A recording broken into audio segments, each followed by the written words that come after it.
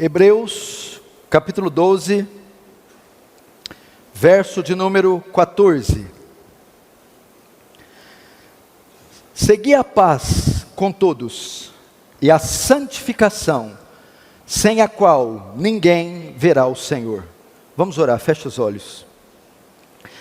Pai Santo, a Ti pertence a honra, a glória, o poder, o louvor e o domínio. Nós só estamos aqui por causa do Senhor. Ó Deus, minha oração é para que o Senhor use este evento, use essas vidas, use os pregadores para promover Tua glória, para fazer Teu reino avançar, para nos conformar à imagem do Seu Filho. Necessitamos da Tua ajuda, Senhor. Somos fracos, débeis, miseráveis, mas estamos na mão de um Deus misericordioso. Assiste-nos nas nossas fraquezas. Há muito que fazer, há muito que trabalhar, Senhor, e a parte da Sua graça será impossível. Em nome de Jesus, amém. Preste atenção, irmãos. Eu vou falar essa noite sobre a doutrina da santificação. Eu podia dizer que essa doutrina tem sido uma das doutrinas mais esquecidas, olvidadas dos nossos púlpitos. Você pergunta para os crentes modernos hoje sobre santificação, eles não vão saber te explicar. Nem tampouco vão praticá-las na sua vida. É uma doutrina esquecida. Parece que ela foi tirada dos nossos dicionários e dos nossos vocabulários. E quando ela é pregada ou praticada, é muito mal interpretada. J.C. Ryle disse que não podemos ter uma vida cristã saudável, não podemos ter uma vida cristã balanceada, sem conhecer a fundo a doutrina da santificação. Ela ocupa um lugar central na redenção promovida por Cristo Jesus. A santificação é a marca distintiva da igreja. Nós só nos distinguimos dos outros povos da terra por causa da santificação. A santificação é a evidência externa que Deus operou sobrenaturalmente em nossas vidas. A santificação, eu costumo dizer, é a joia da igreja, é a beleza da igreja, é o adorno da igreja. E é necessário voltarmos urgentemente para um estudo, ou seja, um entendimento bíblico e claro da doutrina da santificação. O que ocorre? Com a queda do homem no pecado, você sabe que o homem, quando foi criado, Gênesis capítulo 1, Deus o fez à sua imagem e semelhança. O que significa o homem ter sido feito imagem e semelhança de Deus? Deus tem os seus atributos. O que são atributos? Qualidades que Deus arroga para si, características de Deus. Existem duas classes de atributos: atributos comunicáveis e atributos não comunicáveis. Que são atributos comunicáveis? Deus possui e comunica às suas criaturas: santidade, bondade, amor, justiça. Deus comunica ao homem. Atributos incomunicáveis: onipotência, onisciência, onipresença. Atributos que só Deus tem. Quando Deus cria o homem, fazê-lo à imagem e semelhança, significa que Ele comunicou a este homem os atributos morais: bondade, justiça, pureza, santidade. Isso significa ser a imagem de Deus. Mas, entretanto, todavia, quando o homem cai, quando ele peca, o pecado mancha a imagem de Deus no homem. O homem foi criado com beleza moral. A queda o que faz? A queda deformou o homem, corrompeu, sujou o homem. Com a salvação, no plano de salvação que Deus teve, inclui o quê? Essa imagem de Deus no homem ser restaurada, ser novamente renovada. Na salvação, Deus não só muda a nossa condição jurídica, justificação, mas Deus também nos transforma, ok? Com a salvação, essa imagem volta a ser restaurada. E a santificação é o processo que Deus utiliza para restaurar a sua imagem no homem. Para você entender, fácil.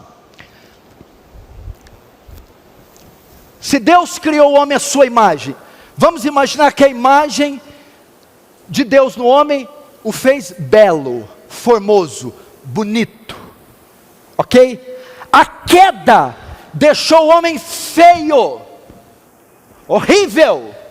A santificação vai tornar esse homem novamente belo, formoso.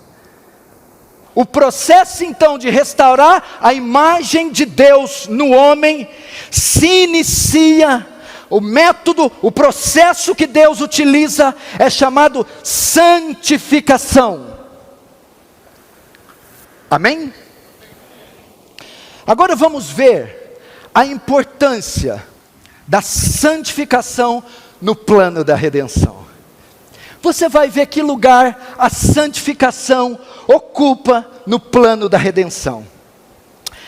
Eu posso dizer a você, o plano da redenção é o plano da salvação. Você sabe que Deus resolveu salvar o homem antes da fundação do mundo. Num belíssimo conselho entre os membros da Trindade, Deus decide salvar o homem. A santificação, ela ocupa um papel central neste plano, formado lá na eternidade. Tudo que Deus faz tem um sentido, tem um propósito. Ele não enviou o seu filho, sacrificou em vão. E se teve um objetivo específico, isso estava dentro de um plano. Agora, digamos que a santificação, dentro deste plano, ocupa um lugar central. Se não, vejamos, não precisa abrir, só me ouça. Efésios capítulo 1, verso 3 e 5, Paulo diz assim: Bendito Deus e Pai de nosso Senhor Jesus Cristo, que nos tem abençoado com toda sorte de bênçãos espirituais nas regiões celestiais em Cristo, assim como nos escolheu, nele, antes da fundação do mundo, esse é uma cláusula de propósito. Ele elegeu, ele escolheu, é uma cláusula, teve um propósito porque ele escolheu, para sermos santos e irrepreensíveis. Se você está aqui hoje e foi salvo por Cristo, saiba que não foi pelos seus méritos, você foi eleito, você foi escolhido por Deus. Se você veio a Cristo, não veio baseado na sua vontade, não veio baseado nos seus méritos. Cristo te trouxe, Deus te escolheu, por isso você está aqui. Agora, te escolheu para quê? Te elegeu para quê? Qual a finalidade da sua eleição, que foi feita antes da fundação do mundo? Ele te elegeu para ser santo. Ele te escolheu para ser santo. Veja, lá no seu eterno conselho com a Trindade, Deus tinha dentro do seu plano, a finalidade dele quando escolheu você, é fazer você santo. Dr. Martin Lloyd Jones diz a respeito desse texto. Esse texto ensina que o propósito de Deus, que esse é o propósito de Deus em Cristo para o seu povo, é de remover completamente os efeitos do pecado e da queda no homem, doutrina que chamamos santificação. Esse é o propósito central de Deus na salvação. Não é só tirar a culpa do pecado. mas o poder do pecado. Nós encontramos o mesmo em Romanos 8, 28, 29. Escute: sabemos que todas as coisas cooperam para o bem daqueles que amam a Deus, daqueles que são chamados segundo o seu propósito. Porquanto, aos que de antemão conheceu, também os predestinou. Deus predestina pessoas, Deus destina pessoas, Deus elege pessoas, Deus escolhe pessoas. E para que Deus predestinou você? Por que Deus predestinou a mim? Por que Deus predestina pecadores? Para serem conforme a imagem do seu Filho, para serem santos.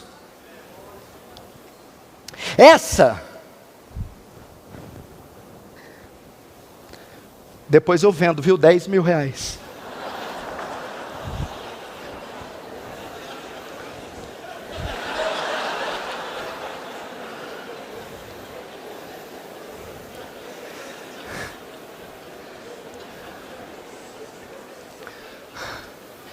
Irmãos,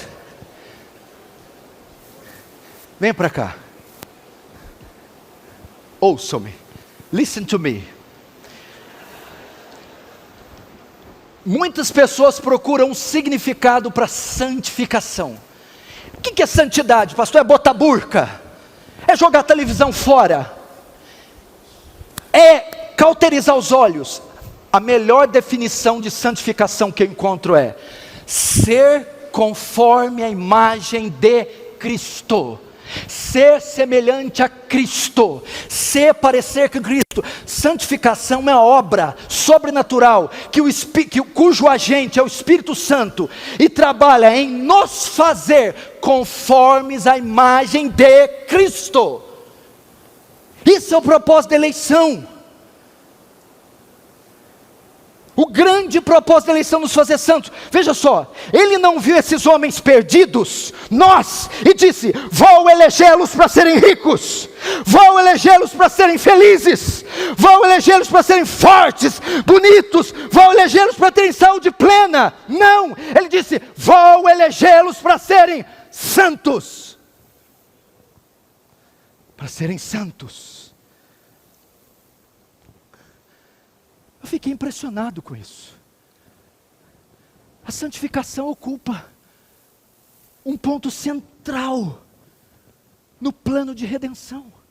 Nós nem éramos nascidos, o mundo nem tinha sido criado, nem havia criaturas. E quando Deus planejou um dia ocorrer a queda e nos salvar, lá estava o desejo dele em nos santificar. Por isso 1 Tessalonicenses 4 diz: esta é a vontade de Deus para vós, a vossa santificação.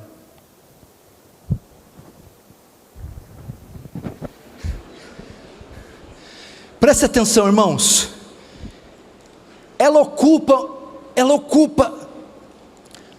um ponto central dentro do plano de salvação, mas ela não é só importante no plano, mas a salvação também é central na aplicação do plano. Ela não só foi prevista desde a eternidade, não foi planejada desde a eternidade, mas também ela é central na aplicação do plano. Se não, vejamos, escute, Efésios 5, 25, 27, maridos, amai vossa mulher, como também Cristo amou a igreja, a si mesmo se entregou por ela, morreu. Quando fala que Cristo se entregou, a execução do plano. Paulo está escrevendo de um evento que já tinha acontecido, a morte. O plano foi na eternidade, a morte antes de Paulo, ou seja, o plano foi executado. Maridos, amai vossas esposas como Cristo amou e se entregou por ela, para que a santificasse, tendo-a purificado por meio da lavagem de água, pela palavra, para apresentar a si mesmo, igreja gloriosa, sem mácula, sem ruga, sem coisa semelhante, porém santa e sem defeita. Irmãos, preste atenção, quando Cristo morreu, aplicando, executando o plano de salvação, foi com o propósito de nos tornar santos. Cristo Jesus morreu, verteu seu sangue para purificar, para limpar, para santificar a igreja. Então, quando Ele morre, quando Deus aplica o plano de salvação, na aplicação envolve nossa santificação. Veja o papel que a santificação ocupa. A santificação aplicada na obra salvadora, você vê perfeitamente em Tito. Tito capítulo 2, abre lá todos, vamos abrir em Tito capítulo 2.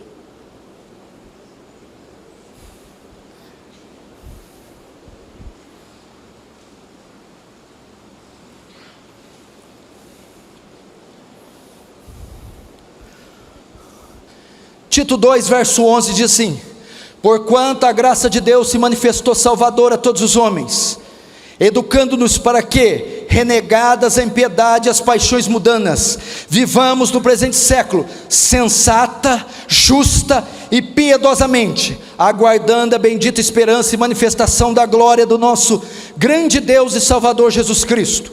Olha lá, vamos ver a aplicação do plano. O qual a si mesmo se deu. Se Ele já se deu, significa que Ele já morreu. O plano que foi feito na eternidade já tinha sido executado, ok? O qual a si mesmo se deu por nós, a fim de remir-nos. O que é remir? O que é redenção? Pagamento de um resgate. Então Ele morreu primeiro para remover a culpa do pecado, justificação, e depois, a qual si mesmo se deu por nós, a fim de remir-nos de toda iniquidade, e purificar para si um povo exclusivamente seu, zeloso de boas obras. O que Tito está explicando é que a graça de Deus, a graça salvadora, se manifestou aos homens, executando o plano da redenção, com a finalidade de tomar estes homens, os quais a graça alcançou, tirar deles a culpa do pecado, e após isso tirar deles o poder do pecado, santificação.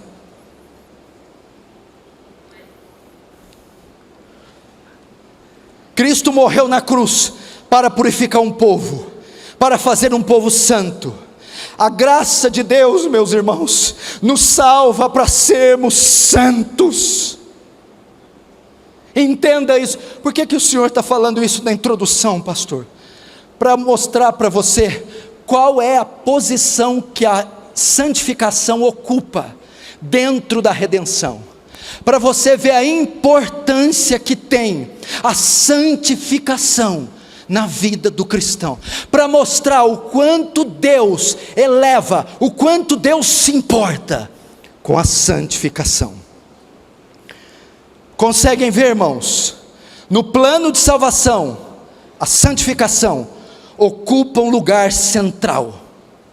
Portanto, não podemos pensar em salvação sem jamais associar com santificação, porque a santificação é central no propósito de Deus. Agora vai uma pergunta: quando começa a santificação? Quando ela se inicia na vida do homem? Como ela começa na sua vida, na minha vida, na vida de um pecador? Para você entender quando se inicia a santificação, você tem que entender um termo em latim que chama ordo salutis, a ordem da salvação. A ordem é a sequência de como Deus opera a salvação em nós, ordo salutis. No ordo salutis, o que vem primeiro é a eleição e a predestinação, ok? Na ordem da salvação, o primeiro é eleição e predestinação. Em seu conselho eterno, a Santíssima Trindade escolhe, na eternidade passada, aqueles que vão ser salvos. Segundo, a regeneração. Depois da predestinação, a regeneração ou chamado eficaz. A obra que Deus opera no pecador, o novo nascimento. Ele está morto. ele está cego, ele está surdo, ele não pode vir, não pode responder. Deus o chama eficazmente, regenerando, ressuscitando ele dos mortos. Isso é um ato único, e acontece no momento da conversão. Terceiro lugar, no Ordo Salutis, aí vem a justificação. Depois que Deus regenera o homem, agora ele vai tratar da culpa do pecado. É um termo usado, tirado do campo judicial. O homem é culpado diante de Deus, mas Deus o justifica mediante a obra de Cristo na cruz. Ele é justificado. Depois da justificação, logo após isso, depois que Deus lida com a culpa do pecado, chegou a hora de Deus tratar com o poder do pecado, a força do pecado, o domínio do pecado, aquilo que nos inclina ao pecado, e a doutrina que chamamos santificação. Então ela se inicia, depois que Deus elege, ele chama eficazmente, regenerando o homem, justifica aquele homem, tira a culpa do pecado, e agora ele santifica esse homem. Ele vai mexer com o poder do pecado. Agora, ela começa depois de termos sido salvos. Agora, o que é santificação? O que significa esse termo? O que significa ser santo? Nós devemos, irmãos, nos voltar às Escrituras e redescobrir a gloriosa definição dessa doutrina. Santidade ou santo, santificação, significa separação de algo para algo. Em termos da fé cristã, significa separação do pecado e do mundo e consagrado para Deus. Outros termos é cortado e colocado à parte. Deus te corta do mundo, corta do uso natural, te tira do pecado e te separa para um uso pessoal, um uso distinto. Quantos estão entendendo? Diz amém. E eu estou fritando nesse calor aqui, irmão.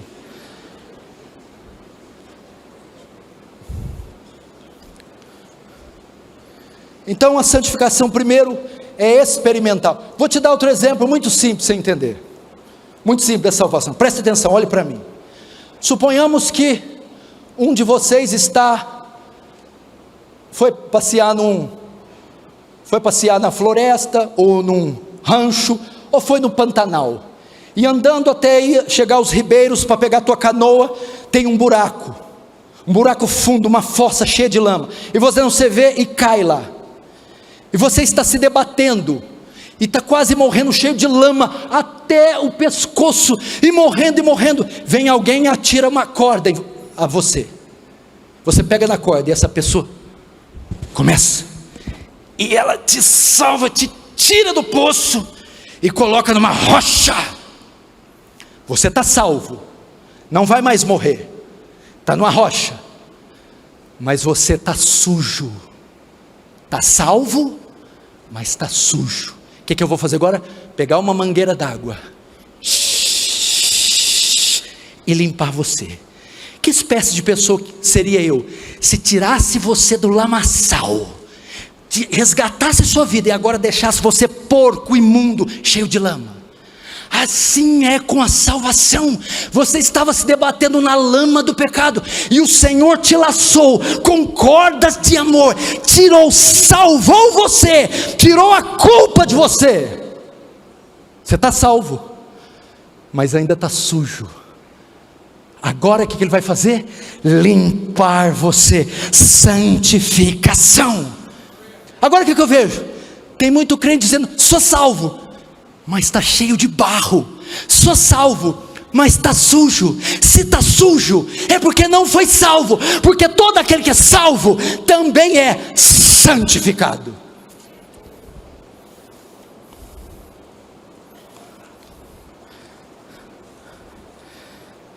A salvação também é experimental. Primeiro, posicional. O que é posicional? todo e qualquer. Repete comigo: todo e qualquer. Todo e qualquer. Todo e qualquer crente tem que ser santo. Se não é santo, não é crente. Segunda, a santidade também santificação é experimental. A primeira, posicional, ocorre em nossa união com Cristo. A segunda, a experimental, envolve a nossa participação. É a doutrina que chamamos mortificação do pecado, através dos meios da graça. A salvação, a santificação experimental envolve dois aspectos, como eu tinha dito antes. Primeiro, o aspecto negativo. Segundo, o aspecto positivo. Primeiro, o aspecto negativo.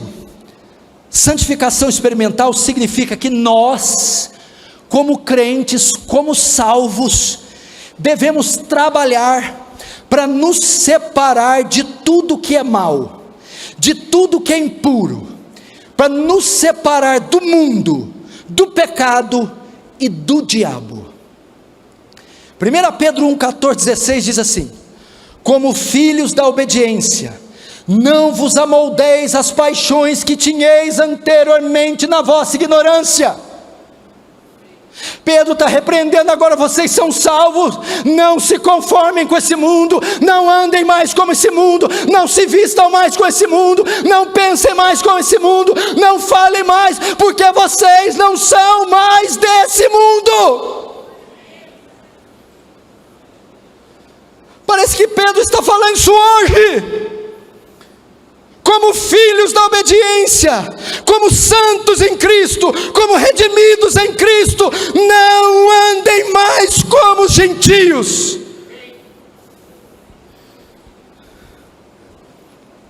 Pelo contrário, segundo é santo aquele que vos chamou, tornai-vos santo também vós mesmos, em todo o vosso procedimento. Por que Pedro está mandando crente ser santo? O Senhor disse que crente já é santo. Sim, posicionalmente já é, mas talvez experimentalmente não seja. Como filhos da obediência, não vos amoldeis, meu irmão. 2 Coríntios 6, 14-16, olha só, a santificação experimental. Ele está falando isso para a igreja de Corinto. No verso 1 ele chama ele de santos, eles eram convertidos. Não vos ponhais em jugo desigual. Jugo é aquela canga, aquela haste de madeira que prendia a cabeça dos bois. Um boi era preso aqui, outro ali, puxava a carroça.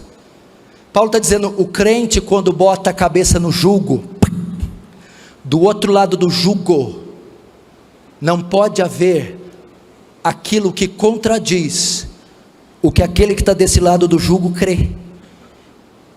Eu não posso colocar eu do lado do jugo e o mundo do outro lado, a sensualidade do outro lado, o ímpio do outro lado. Não vos ponhais em jugo desigual com os incrédulos. Aí Paulo argumenta: por que sociedade pode haver entre a justiça e a iniquidade? Ou que comunhão da luz com as trevas? Que harmonia entre Cristo e o maligno? Ou que união há do crente com o incrédulo? Que ligação há entre o santuário de Deus e os ídolos? Será que vocês são nécios? Como é que pode luz e trevas andarem juntos? Como é que pode palmeirense e corintiano juntos? É o que ele está dizendo.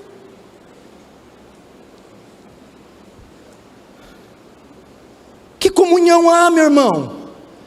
Ele está dizendo: são universos opostos, universos distintos, universos diferentes, mentes diferentes, paixões diferentes, anseios diferentes.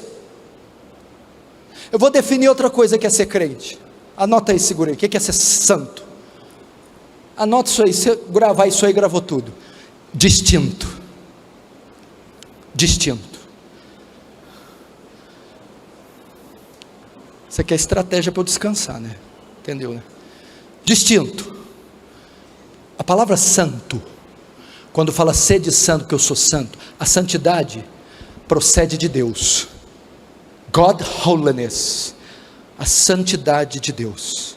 O que significa ser santo? Duas coisas. Primeiro, a pureza moral de Deus. Deus é puro, impecável, sem pecado, não há mancha no caráter. Deus não há ruga. Deus é intensamente puro. Fala da impecabilidade de Deus. Segundo, não fala só da pureza, fala que Deus é distinto. O que significa? Na categoria dele, só existe Ele. Deus é distinto de todo o resto da sua criação.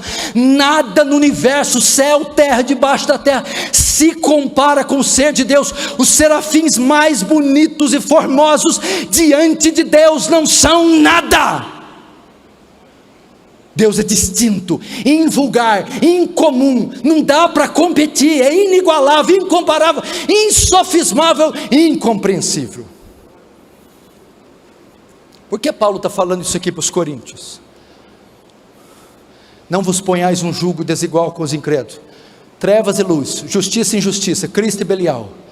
Porque ele está dizendo assim, ó, não dá para propor qualquer coisa do outro lado. Quando vocês se converteram, escute, foi tirada a culpa de vocês, a situação de vocês tornou-se legal diante de Deus, mas vocês estão sem culpa, ok? Mas tão feio para danado, mas tão muito feios, horroroso, vai ser feio assim lá na Bagdá. Aí sabe o que Deus vai fazer agora? Santificação, vai devolver a nós a beleza que o pecado tirou, a excelência moral, a singularidade, vai esculpir em nós os atributos morais de Cristo, vai nos moldar, vai nos trazer belo de forma que nos fará tão belos que nos tornará distintos, incomuns, invulgares. A igreja de Cristo é a instituição mais distinta da face da terra. Você dá uma olhada ou para a esquerda e para a direita, vê esse indivíduo do seu lado aí, dá uma olhada.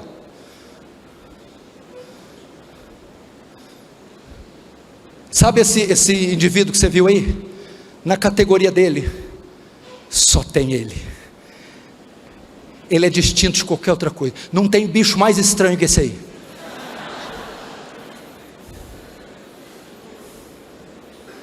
Somos distintos.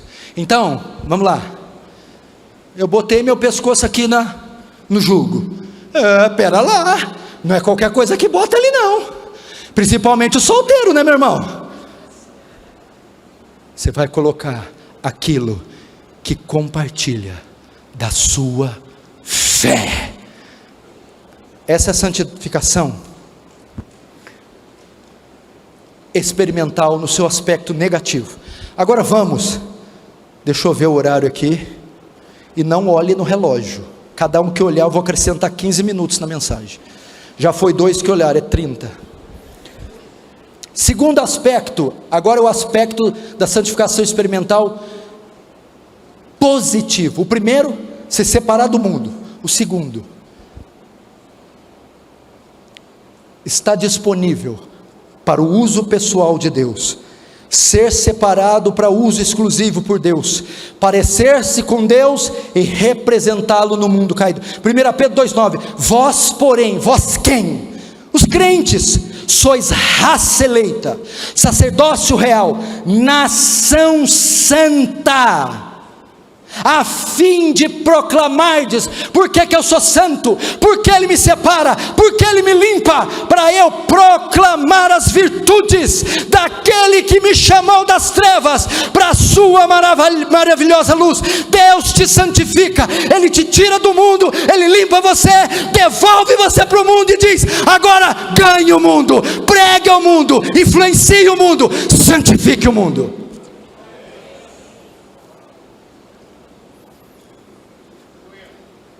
Mateus capítulo 5, verso 13 diz, vós sois o O sal foi feito para quê? Para ficar dentro do saleiro? Hã? Para que se usa sal? Fala aí alguma coisa. Para que serve o sal? Temperar, dá sabor. Por que Jesus chamou a gente de sal? Ele está acabando de fazer a exposição das bem-aventuranças. Bem-aventurados os pobres de espírito, porque herdarão o reino dos céus. Bem-aventurados os mansos, porque deles eles herdarão a terra. Bem-aventurados os pacificadores, porque são chamados filhos de Deus. Bem-aventurados os que choram, porque serão consolados. Bem-aventurado, bem-aventurado, vós sois o sal da terra. O que é isso? Significa sal. Para ser sal, tem que ter propriedade de sal. Senão, não é sal. Ok? Quais são as propriedades do sal? Crente, para ser crente, tem que ter propriedade de crente. Quais são as propriedades do crente? Ele é manso, ele chora, ele é puro de coração, ele é pacificador. E o que ele faz? As bem-aventuranças.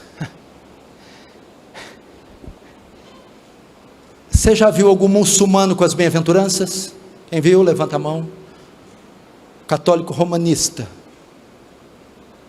espírita kardecista, budista, macumbeiro, Seixo Noé, Ordem Rosa Cruz, Hare Krishna, discípulo do Henri Cristo. Quem possui essas características singulares? Quem? Você e eu, só nós dois. E agora ele diz: você é manso, pobre de espírito, pacificador, agora é sal da terra, ou seja, influencie este mundo positivamente. Deus te separa, te dá qualidades distintas, agora devolve você para o mundo e diz: vós sois o sal da terra. Salgue esse mundo, influencie esse mundo.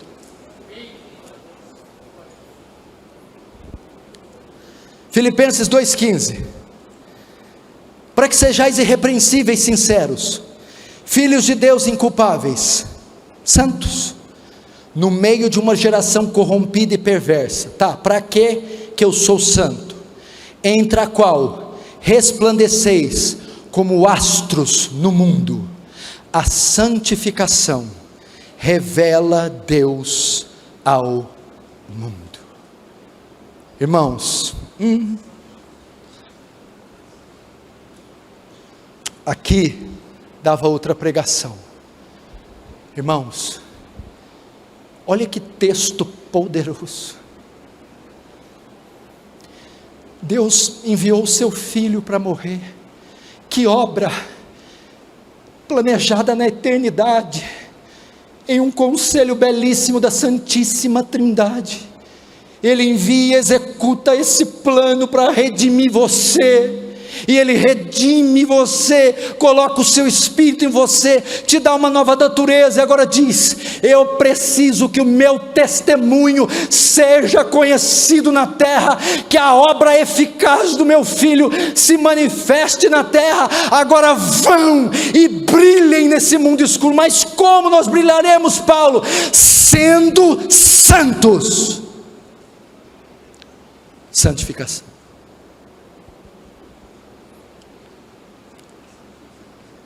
Santificação. Essa santificação experimental. Você usa os meios da graça. Pastor, o que eu faço para não ficar só na santificação posicional? Leia as Escrituras, medite nela, tenha uma vida regular de oração, pratique a comunhão com os santos. A comunhão comunica a graça. Congregue, participe dos cultos. O culto público ajuda na sua santificação. É uma guerra, gente, é uma guerra, e nós não podemos perder. O inimigo é cruel, o inimigo tenta de dia e de noite, está como um leão rugindo, está ao nosso derredor bramando como leão, procurando quem possa tragar. Mas outra coisa que precisamos aprender da santificação é que ela não é, escute, isolacionismo nem perfeccionismo. ok? Na Idade Média, no primeiro século, a santificação era conhecida como crescer a imagem de Cristo. Foram se passando os séculos com a conversão de Constantino e o catolicismo romano. A santificação começou a ser vista como isolacionismo. Eles achavam que se separar da sociedade e viver afastado era sinônimo de santificação. Daí surgiu o monasticismo, os monastérios. Essas pessoas acharam que o isolamento seria uma forma de santificação. Você já estudou a história dos monges medievais? Você já viu falar das orgias que acontecia? Foi uma tragédia, porque não é o ambiente que corrompe o homem, é o homem que corrompe o ambiente.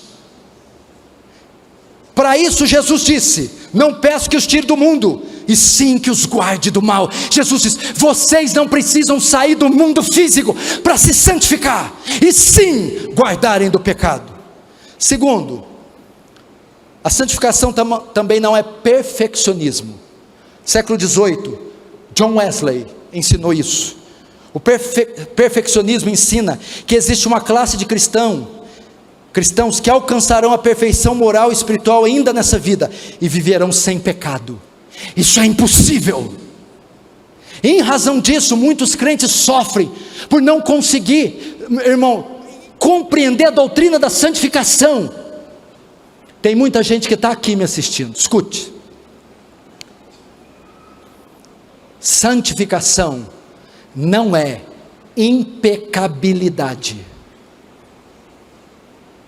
Santificação não é impecabilidade. O santo peca, o santo cai, o santo desliza, mas o santo vive na prática do pecado, absolutamente. Você está confundindo santificação com glorificação. A santificação lida com a culpa, com o poder do pecado. A glorificação com a presença do pecado. O pecado só será retirado com a volta de Jesus ou com a nossa ressurreição. Para o perfeccionismo nós temos um texto: se dissermos que não temos pecado nenhum, Wesley, a nós mesmos nos enganamos, e a verdade não está em nós. Se confessarmos nossos pecados, Ele é fiel e justo para nos perdoar os pecados e nos purificar de toda injustiça. Então, não pense que santificação é viver como um monge, isolado de tudo e de todos. Isso não tem poder contra a carne, diz Paulo em Colossenses. Isso não tem poder contra a sensualidade. Não é necessariamente isolando. Outra coisa, você nunca atingirá um padrão perfeito. A santificação é bíblica, mas ela não é completa, ela não é perfeita nessa vida. O irmão cai e levanta, cai e levanta, cai e levanta. Quem é assim? Cai, levanta, cai, levanta, cai, levanta, cai, levanta, cai, levanta. Mas um dia Jesus Cristo voltará, e você cairá, e levantará outra vez, para nunca mais cair de novo. Amém? Vou terminar.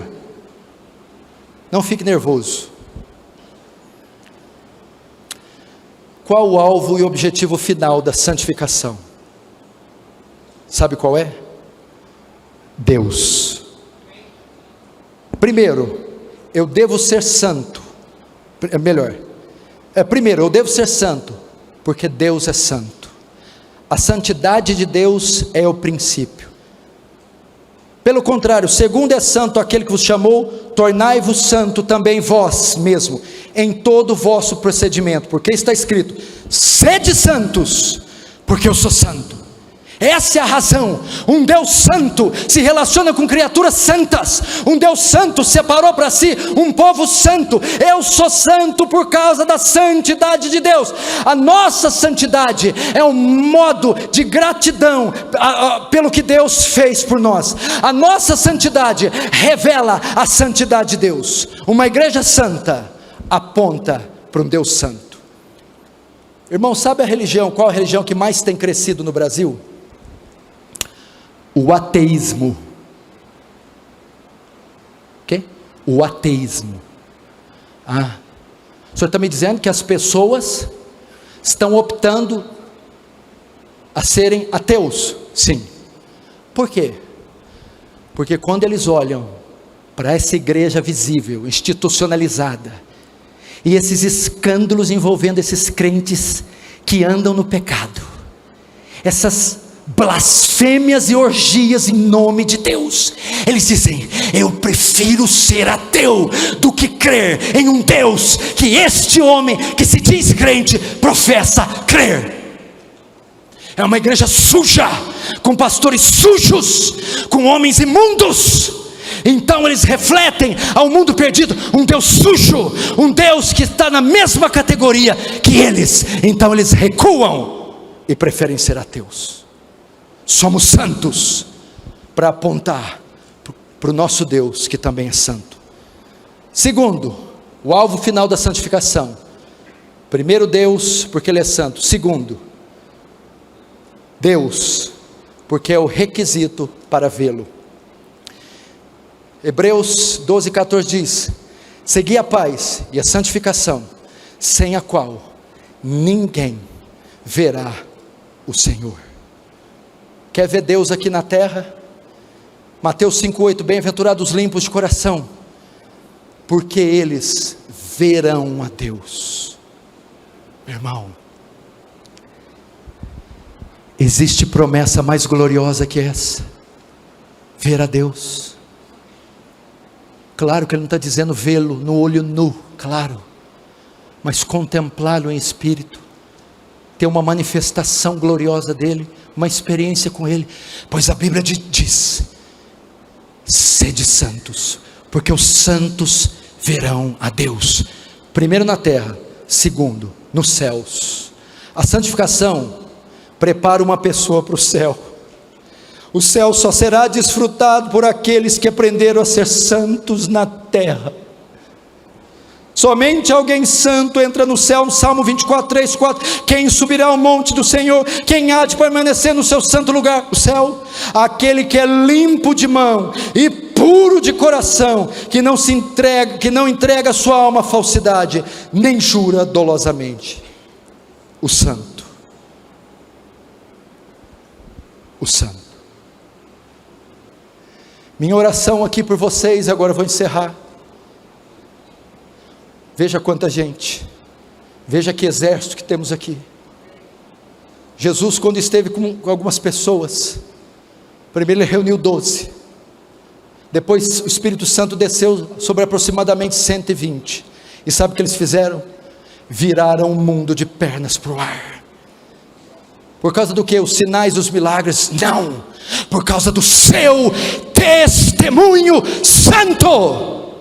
Meu irmão, a palavra para nós essa noite é: sede santos, porque eu, Senhor seu Deus, sou santo. Santidade em amor, não santidade imposta. Sabe que eu termino dizendo isso. Reverendo Augusto Nicodemo citou a frase de Lutero: a lei nos empurra para Cristo, para sermos salvos. Cristo nos salva e nos empurra para a lei, para sermos santos. Mas nós não observamos a lei para sermos salvos. Observamos a lei porque já fomos salvos, e já sendo salvos, agora observamos a lei para sermos santos. E assim vamos mudar esse mundo caído. Amém? Feche os seus olhos, curva a sua cabeça, vamos orar.